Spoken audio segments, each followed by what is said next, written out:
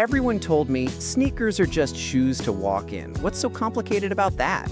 Even my friend Alex, a software engineer, laughed when he saw me researching athletic footwear for 6 months straight. Alex said, "Mike, you just need one white pair, one black pair, and you're done." And honestly, I almost believed him. Until I started testing over 500 different sneaker models across the past 10 years. And now, here I am.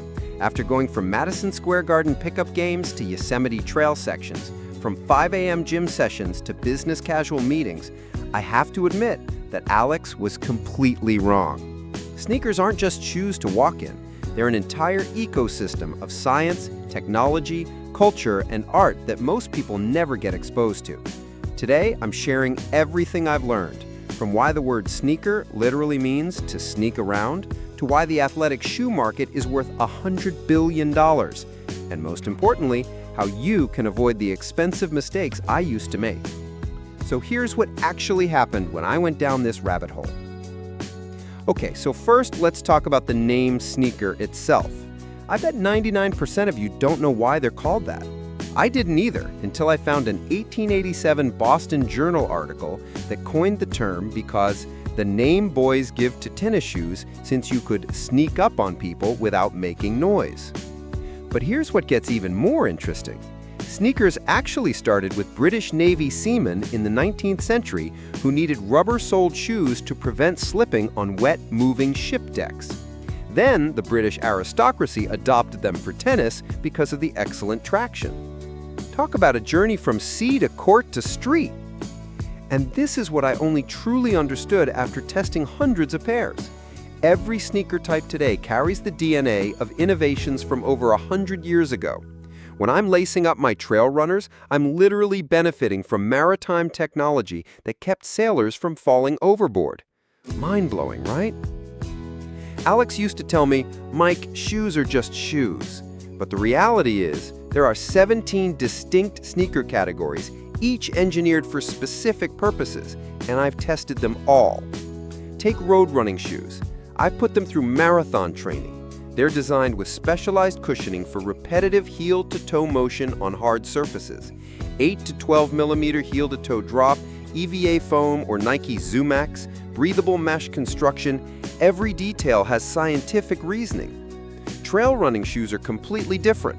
4 to 6 millimeter deep lugs for grip on loose surfaces, rock plates protecting from sharp objects, reinforced uppers for brush resistance. I've tested these from Rocky Mountain switchbacks to muddy Pacific Northwest trails, and trust me, the difference is night and day. Basketball shoes need lateral support for quick direction changes, herringbone court traction patterns, ankle protection systems. Each sport, each activity has completely different biomechanical requirements. This made me realize that choosing the wrong shoe type isn't just about comfort, it can actually lead to injury. But here's what really blew my mind: the materials technology. I used to think leather was leather, mesh was mesh. Completely wrong. Full grain leather versus top grain versus nubuck, each ages completely differently. My Common Project's Italian leather pairs after 2 years look better than when I bought them. Cheap synthetic leather? Well, you can guess how that story ends. Nike Fly Kit with precisely engineered yarn placement, Adidas Prime Kit with seamless construction. These aren't just marketing buzzwords. I've tested them through desert runs, humid gym sessions, and the difference in moisture management is crystal clear. Midsole technology gets even crazier. Nike Zoom Air with pressurized air chambers, Adidas Boost with thermoplastic polyurethane foam for energy return, Hoka with max cushioning oversized midsoles, On Cloud Tech with hollow pods for soft landings and firm takeoffs. This realization completely changed how I approach sneaker investment. Not all sneakers are created equal, not even close. Let me break this down for you practically. After 10 years of testing, I've developed what I call the Mike method, a systematic buying strategy. First is the purpose matrix. You have to clearly define primary use. Daily commuting needs court sneakers or minimal styles. Running requires performance athletic features. Weekend casual calls for canvas or retro options. Travel demands slip-ons or walking shoes. Then comes foot type analysis. Normal arch, high arch with supination, flat feet with overpronation, each requires different support features. I wasted so much money before understanding this fundamental principle. The perfect fit protocol involves 5 key checks: thumbs width test for toe space, heel lockdown assessment, width evaluation, arch support comfort, and dynamic walk testing. Who should follow this guide? Honestly, anyone wearing sneakers more than 2-3 hours daily. Complete beginners need to start with 2 essentials: a white leather court sneaker and a comfortable athletic shoe based on your preferred activity. Style enthusiasts should build a diverse rotation covering different occasions: professional minimalist leather, weekend canvas or retro, athletic performance specific, statement high top or designer collaboration, plus convenient slip-ons for travel.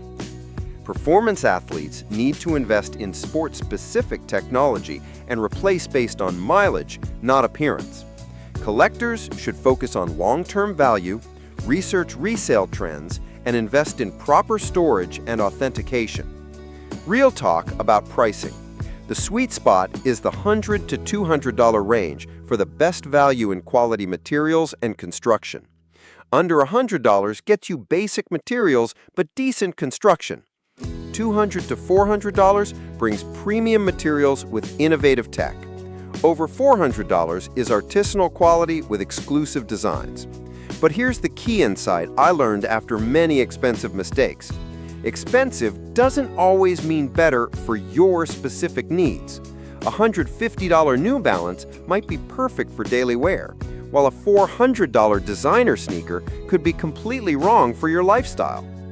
Investment priorities should focus on daily drivers deserving premium construction, performance shoes justifying higher prices for technical features, leather sneakers that age better over time, and professional wear that pays style dividends.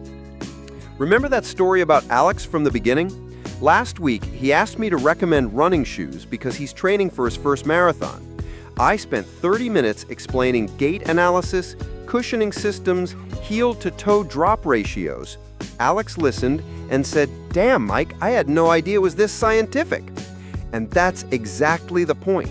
Sneakers have evolved into this incredible intersection of science, technology, culture, and art. They're not just shoes to walk in anymore.